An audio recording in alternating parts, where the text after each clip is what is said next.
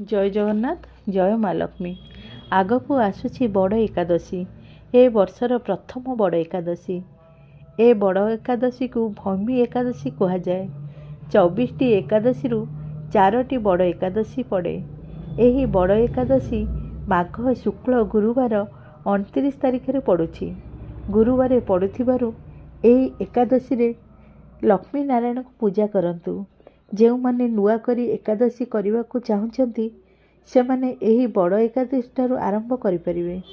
धानर किंबा चाउलर तैयारी जिनिस किछि खाइबे नाही। विभिन्न प्रकार फ्रुट्स खाइपरिवे। दिनटी जाक प्रभुंक नाम जप करिवे एवं प्रभुंक शरणापन्न रे रहिवे। लक्ष्मी नारायण को पूजा करिवे।